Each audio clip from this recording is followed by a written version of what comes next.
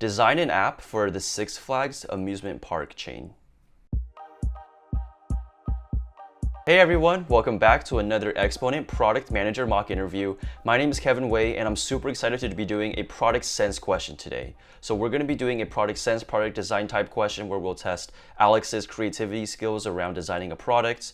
And before we kick things off, Alex, do you want to give a quick intro about who you are and what you do? Yeah, absolutely. Hey guys, I'm Alex. I have 4 years of product management experience. First 1 year at Microsoft and then 3 years at Meta, where I was part of the rotational PM program and then a full-fledged PM. I worked on a variety of things, stories, gaming, AR glasses, and then ultimately ads. I personally love interviewing. I've given over 100 of these, and I think set the record for rotational PMs giving interviews. So really excited to be seeing you all today. I'm currently in Indiana with extended family, but I'll be moving to Palo Alto soon to start at Stanford GSB. Nice, very exciting. So here's the question that we're going to be talking about today. So Alex, design an app for the Six Flags amusement park chain. Gotcha. So I'll start off as I always do with some general clarifying questions here. So first of all, when you say app, I assume you mean mobile app like iPhone, Android, that kind of thing. We can assume it's like an iPhone or Android app, yeah. Got it. And then is this for a specific like region, country, worldwide? Yeah, so some context, Six Flags only has parks in North America, so why don't we just focus on like the US or North America region? Got it. And this app, is it going to be externally facing, like to customers slash park goers, internally facing to employees, up to me? How does that look? Yeah, great question. I'll leave this up to you based on whatever justifications you'd like to bring to the table. Got it. Okay, so overall sounds pretty open-ended. Are there any other specific constraints not yet mentioned that I should be aware of? No, if you do have any other questions, feel free to ask me, but I think this is enough for us to get going here. Perfect. Sounds good, Kevin. We'll do. So we'll start off. I'll just lay out the overall structure that I plan on taking with this, and then you can let me know if that's what you're looking for. So overall, pretty standard structure with some bells and whistles. I'll start off with some broader context, give context of what I know about the park, its competitors, as well as like writing a mission statement, so to speak, for this app. Then I will move on to audience, specifically narrow down to an exact segment of users that we are optimally building for. Next, I'll do the same with user needs, enumerate a bunch of them, and then get a small constellation of needs that we want to focus on.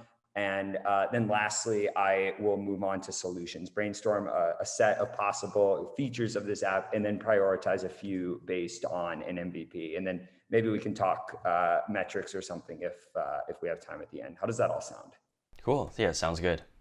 Cool. All right. So as I mentioned, I'll start off with the broader context. So I'm going to take some notes for a minute or two, and then I'll be right back to you.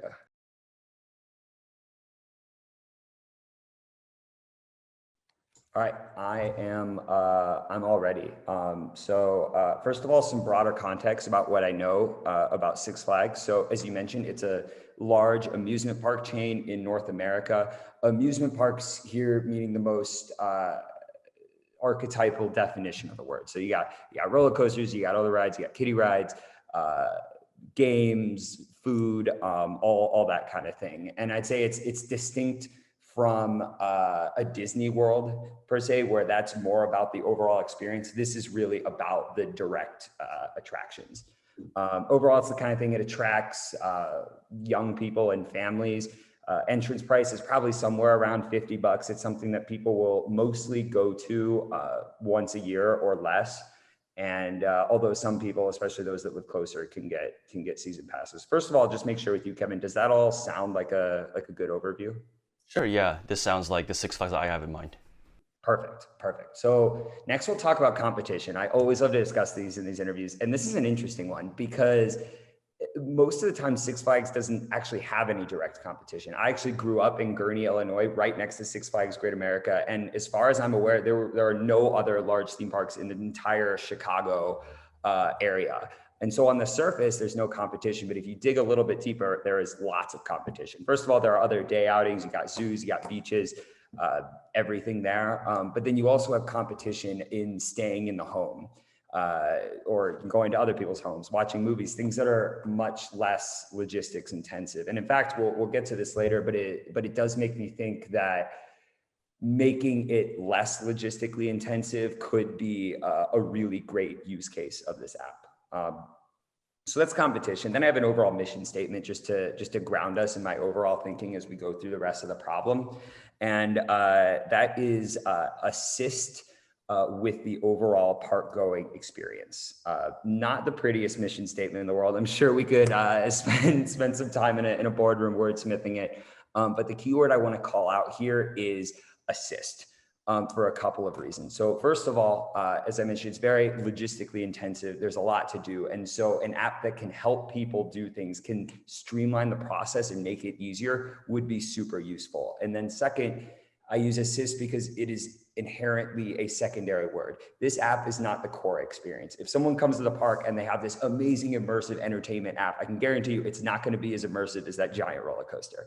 And so really building something that can unlock the core value prop of the park in an assisting way is really important to me. So how does that all sound? Yeah, this sounds good. Where would you go from here? Yeah, next I'd like to talk about the audience. I think there's a fine line to walk here. I want to narrow it down enough so that we can like really serve these users, yet still keep those users broad enough such that it's worth building the app in the first place. So if you don't mind, I'll take a moment and we can dive right into that. Yeah, sounds good.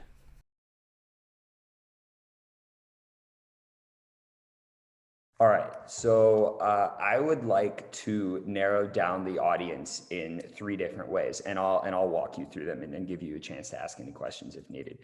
So first of all, it comes back to the question I asked at the very beginning: is this going to be externally facing, i.e., to the park goers and customers, or internally facing to the employees? To me, it's very clear that we want this to be externally facing. And the reason is because externally, the use case is much more the same between all the people, and the kind of mass communication and standardization that an app provides is really useful for that. Employees, everyone's got a different job, literally by nature, and so we can communicate with them in other ways, and would not need an app for that. So for that, I'm choosing externally facing. Second, I'd like to narrow down the specific demographic. I mentioned that Six Flags is commonly families and young people. So I'm dividing this into three groups: parents, children, and we'll call them teenagers, although you would lump, college students and other young adults in there too. And so among these, I think it's pretty clear for me to choose the parents for two reasons here. So first of all, I would assume, this is an assumption I'm going to make, but I'll be shocked if the data doesn't show this, that most of the people are families, especially given that each individual person needs their own tickets. You have a family of five, that's 5 tickets. I'll assume that's the overwhelming majority. And then second, I'd rather not focus on the children because, again, our mission to assist, and with the focus on intensive logistics. And that'll just be inherently handled by the parent rather than the child if they're there with the parent. And then third, I'd like to narrow down based where people are in our funnel, very broadly defined.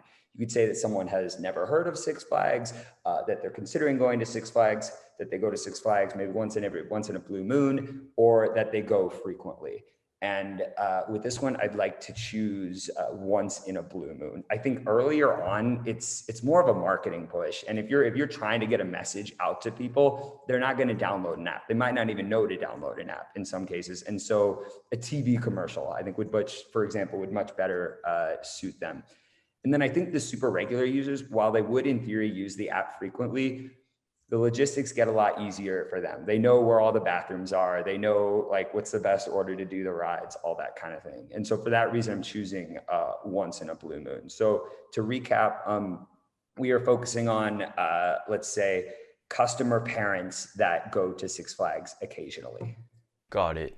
So just to play that back to you, it sounds like you're picking parents over children and young adults just due to reach and impact. Just like most of the people who are visiting are going to be parents, and this is where we'll have the most impact if we want to reduce the logistical like burden here. So we'll be picking parents. And how would you define like occasional or like once in a blue moon in terms of frequency? Yeah, good question. I'll say once every 1 to 5 years. And I'm sure we could segment the data most generally, but anecdotally from the people that I know that go to Six Flags like very occasionally, it's some have every year going, some have like whatever they feel like it, which is every few years. Okay. And are these people who are also going to have the highest sort of need for logistical help? I would say so, yes, because people that go more often become more familiar with the park and the processes and everything that it takes. That's not to say that the people that come regularly wouldn't have any use for the app, but I think we should really build things that help you. And we might be getting ahead of ourselves here, but might help you like Hmm. navigate the park, for example, find food, things like that, that Cool. those more hardcore users might already know about. Cool. Sounds good. I'll turn it back to you and see where you want to go from here. Perfect. So again, to recap, we're looking to assist with the overall experience, and we are targeting parents who come once in a blue moon. So next, I would like to focus on user needs and kind of do basically the same or a similar exercise as narrowing down to the audience. But for this one, I'm just going to take a moment, list out as many needs I can think of, then I'll very quickly read through them, and then I can move forward to prioritizing. How does that sound? Great. Yeah, sounds good. So overall, I'm going to enumerate all these needs. I'll just say I would generally put these needs into two buckets. One being functional needs, like things that are very utilitarian, like park the car is one of them. And then also what I'm calling, for lack of a better term, aspirational needs. These are the touchy-feely type needs. How do they need to feel to get a meaningful experience? And I'm not, these are two categories just for the sake of explaining them. I'm not inherently prioritizing one category over another. Rather, I'm prioritizing the individual needs specifically. So I'll just very quickly run through them. There's a lot of them. So as I'm moving through them, just stop me if you ever want me to explain more. Hmm.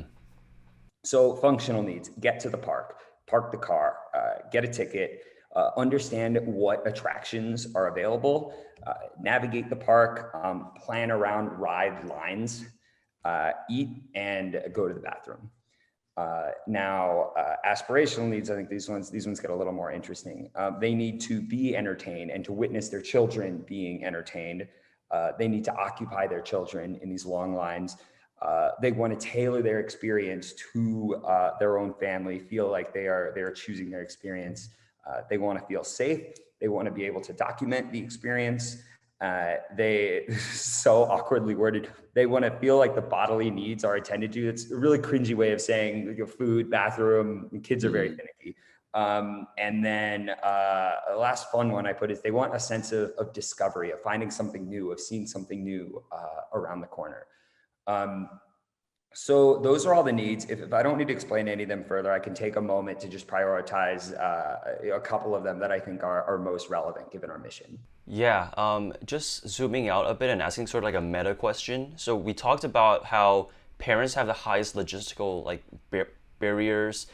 We talked about how, I asked you the question like whether like occasional or once in a blue moon visitors have like the highest logistical barriers.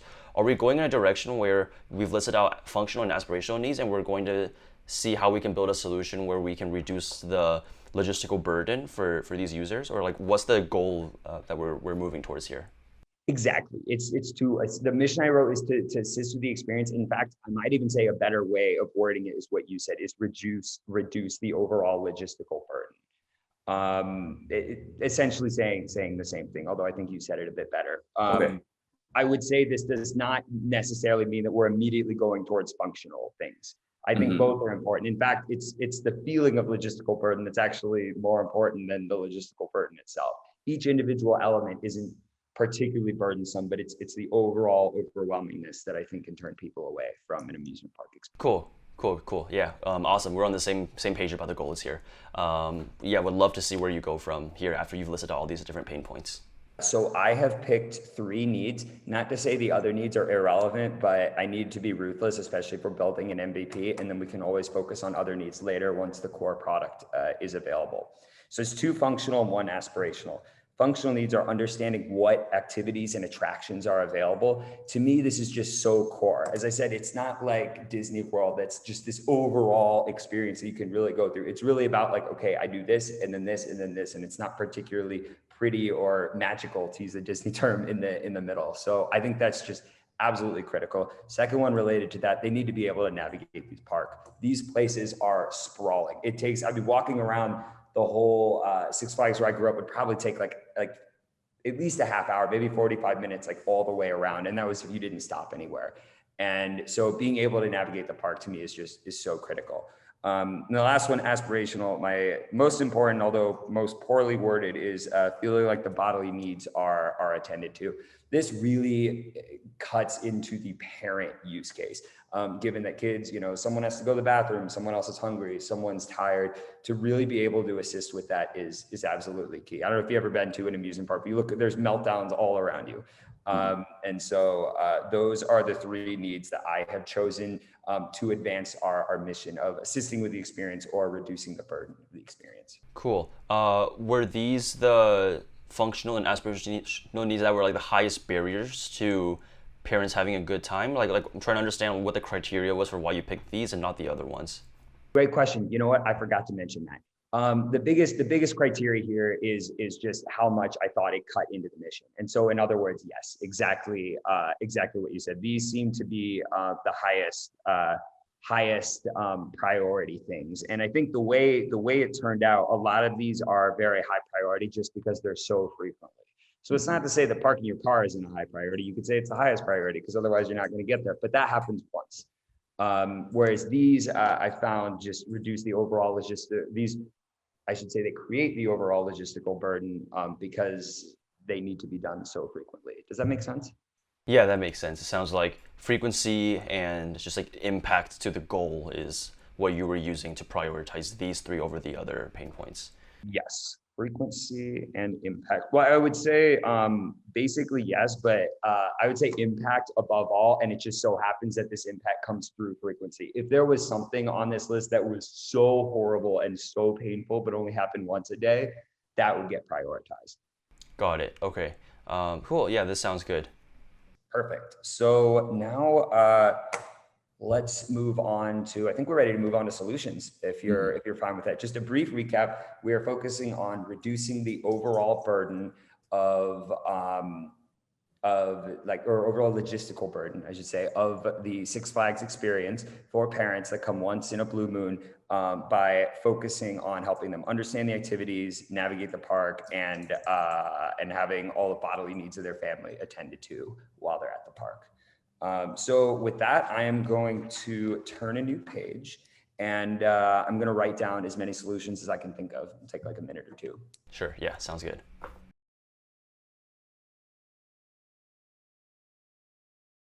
All right, I'm ready. So again, like with the needs, I just tried to list as many as humanly possible. So I'll run through them really quick. And if there's anyone that I explain too quickly or that doesn't make sense, just let me know. And I'm happy to elaborate more.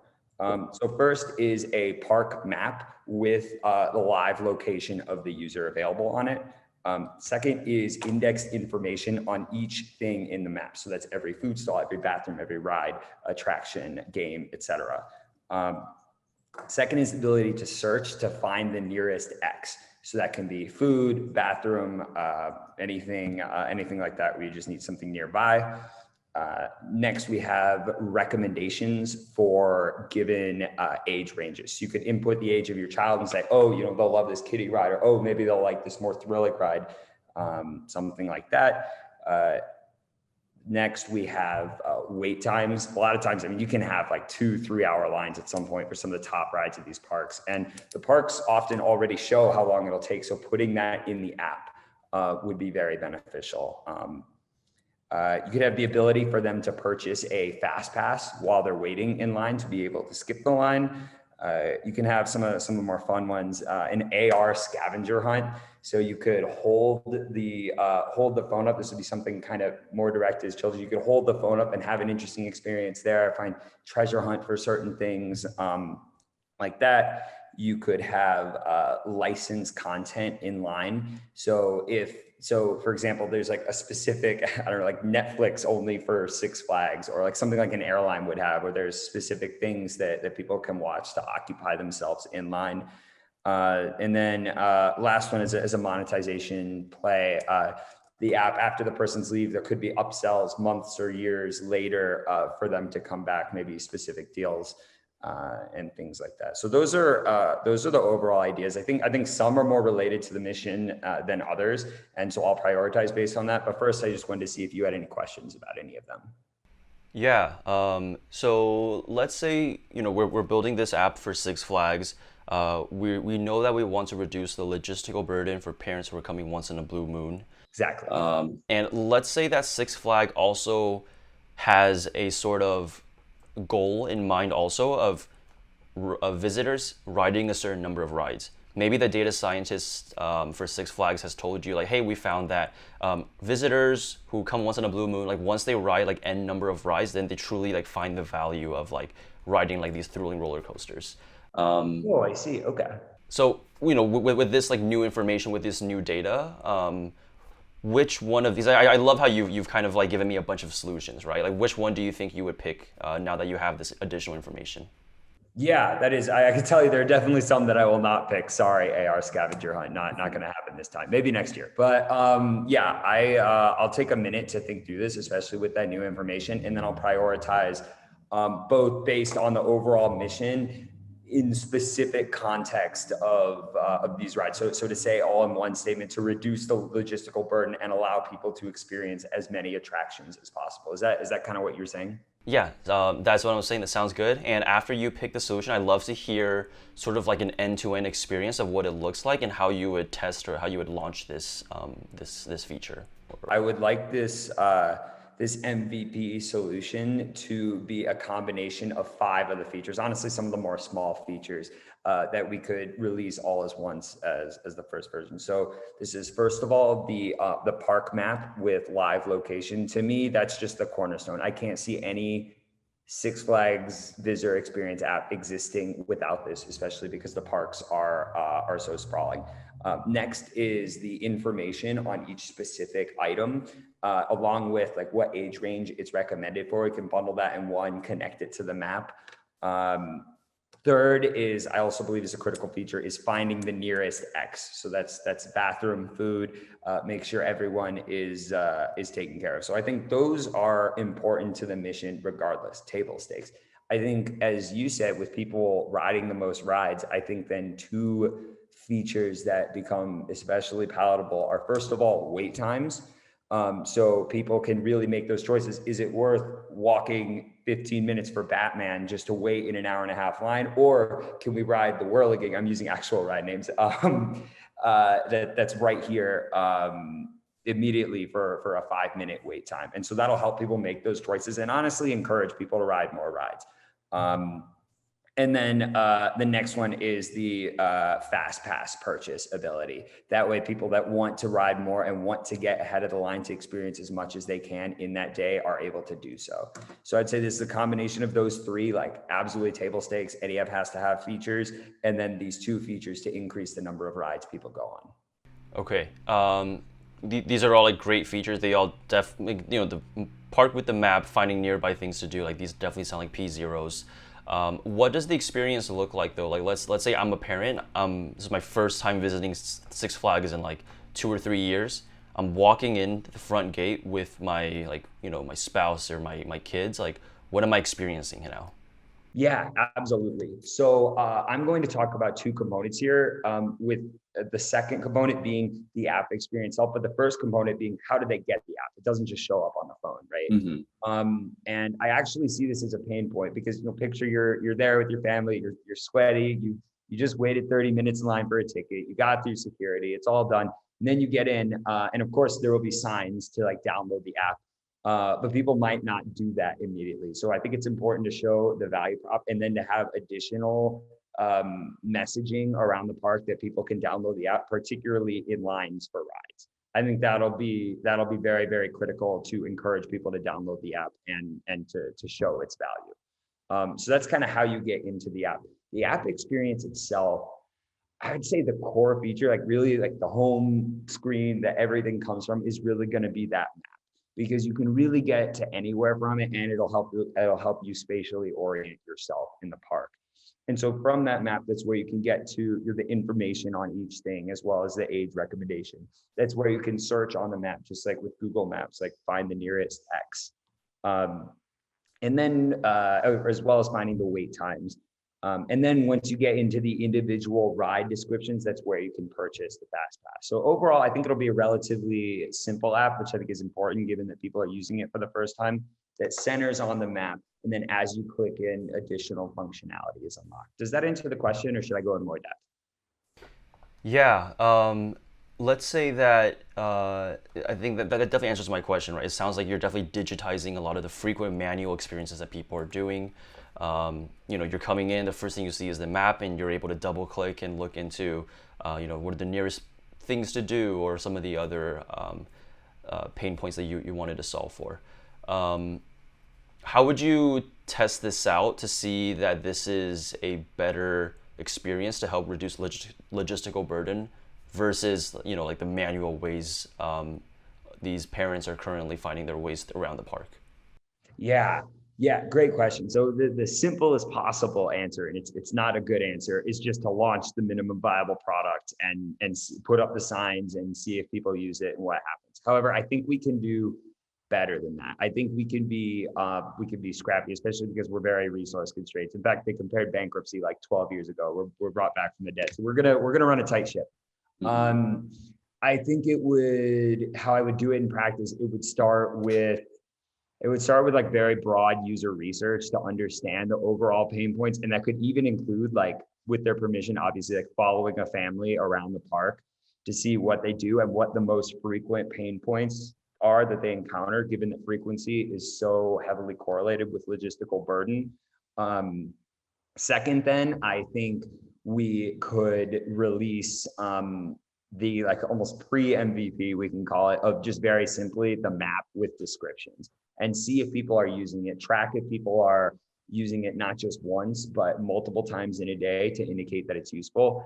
And then those can both be stepping stones that if it gets a green flag at both of those, then we could ultimately build the MVP. At first glance, that's how I would go to market. Okay, and what would you be measuring in like during this experiment? Yeah, great question. Do you want me to go full out in like determining a target metric, or more just in broad strokes? I'd love to just hear like what a target metric is, and maybe if you wanted to propose a counter metric, that'd be helpful too. Yeah, yeah, that would be great. I'm gonna take a moment to think about that, and then I'll just do as before, list a few, and then pick one and tell you why. Yeah, you could just for the sake of time, you can just pick one. Just pick a target metric and maybe a counter metric. And then just to be clear, maybe I should have asked this to me. What is your exact definition of a counter metric? Because that's where you get weird. Is it a guardrail? Is it a counter? How would you define counter? So let's say that you are a PM for a new team at Six Flags that never had a PM before. So it's really up to you on how you want to define that. The team is just looking for you to help launch this successfully. Got it, got it. But the counter specifically, that's basically just how do we know that we're not gaming the metric in this sense? Yeah, we can define it as such. So at first glance, my metric is the number of users that are using the app at least 5 times in one day per week. So I'll just briefly explain what that is. So overall number of people, they need to use it at least 5 times, because that shows some sort of stickiness, rather than just trying it out once and saying, this isn't useful, putting it away, never to be seen again. And that's in a given day, or that's 5 times in a given day, because that's the amount of time people will spend at these parks. And then I said per week because that can mitigate some of the ups and downs that you'll get via like weekend, weekday, that kind of thing, without being too lagging. So does that make sense? So you're trying to measure whether an adult, a parent, who is an occasional user, is coming to the park and is downloading and using the app at least 5 times during their visit. Almost. I would say yes, except the beginning part. I would actually be measuring all users, because if someone else who's a young adult finds utility in the app, then that's great. That's a win. The specific parent subsegment is more about prioritizing needs and exactly what we're going to build. But this app is open to anyone, and therefore I would consider its use, as long as it's good use by anyone, as a success. Okay. And Okay, and what would the counter metric here be? The counter metric, I would say, as defined by to making sure we're not gaming it overall, is just quite simply comparing it against the number of people in the park. And this is pretty simple. Basically, if your usage doubles, but the number of people going to the park doubles, that's not really a win for the app, especially if you have like the same number of signs advertising for it. And in fact, if you wanted to get really, really fancy, you could bundle these metrics into one like mega metric, counter metric, and do a percentage. Okay, cool, cool. Cool. I think we're good for this mock interview. Thanks for walking me through this exercise. And I'd love also just for the rest of the video, I'd love if you can give the audience maybe some tips on how they might want to approach like a product sense question. Maybe if they're interviewing at Meta, for example. Yeah, absolutely. I'm actually so so glad you asked. I had some tips written down that I was going to ask you at the beginning, if I could say at the end, and then of course forgot to ask you. So I'm glad. So I can't speak to the rubric used as Meta at Meta specifically. There's like an NDA there, but I can give plenty of tips that will be useful at Meta and a variety of other companies. And I actually, in writing these, I specifically optimize for tips that I don't see in the canon of PM interview prep as often as I think they deserve to be. So I'll just run through them pretty quickly. First of all, is I would say take time to think. Like at each new section, take time to think. In fact, if this video gets posted, when it gets posted, the parts where I'm taking time to think will likely be cut out. I promise you, you want to take time to think. Most candidates don't do this, and I've learned that it's objectively correct because it allows your answer to be much more structured and thorough. Second, I'm going to say very broadly is keep your interviewers engaged. So an ugly little truth about interviewing is that many, if not most interviewers find it to be like kind of a drag. It takes them away from the rest of their day. And a lot of them think it's the most boring part of their day. I don't personally, I love giving them, but that's the mentality that a lot of interviews are going to go in there with. And so it's important to see it as a performance and making sure that their eyes aren't glazing over. Yeah, I mean, like if you put yourselves in the interviewer's shoes, like this is probably like the sixth meeting you have during the day, and then now the recruiter put some time on your calendar, was like, hey, come talk to this candidate, and Oh, exactly. Exactly. Yeah, it's true. Just a couple sub parts of that. I would say just make sure you're not rambling. You can ask the interviewer, does that make sense, to like make sure that they're like listening and engaged. And then I would say third is just show that you're enjoying it. This sounds really vague, but I promise when candidates are really enjoying themselves and having fun with it, I have a lot more fun as an interviewer too, which I mean, it doesn't affect the actual evaluation, but it does keep me as an interviewer engaged. Third, I would say is be as ridiculously structured as you can be. Sometimes with these interviews, the muse comes and you have amazing ideas. Sometimes the ideas are okay, but a very repeatable thing that you can do successfully is just be super structured. Say first this, then this, then this. You can recap things.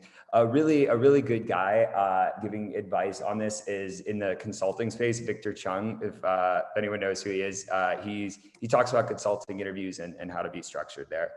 So hopefully this isn't too long. I've got a couple more.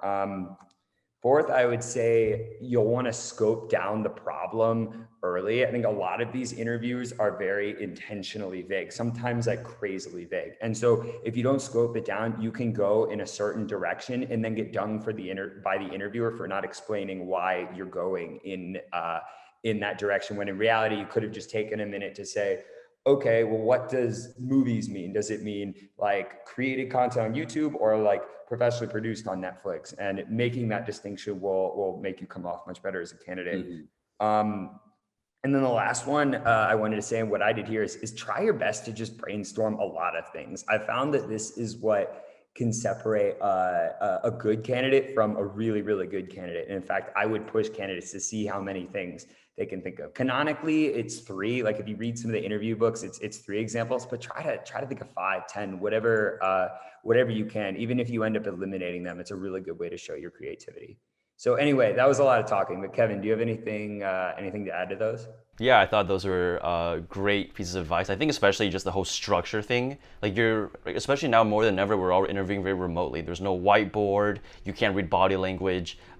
Being able to like show structure, like tell the interviewer what you're gonna say, tell them, and then tell them again what you just said. Like this is really gonna ingrain like what you're trying to say. Your interviewer again, like putting yourself in the interview. Like they've probably gone through 6 meetings in the day. They're very tired. Now they have to like talk to you. They're probably typing like your responses into like some kind of internal feedback form. So they might not be like hearing everything you're saying. They might be focused on like typing what you're saying. So like being able to reiterate like the most important things that you're trying to say just to make sure that it's in that feedback form is very helpful. Other than that, yeah, go ahead. No, I just said absolutely. Could not agree more. In fact, being structured might be the most important of these. I would say it's just so critical, and it's a very learnable skill. Cool. Great, Alex. Well, that's all for today's video. And for the viewers watching at home, thanks for tuning in and good luck with your upcoming PM interview.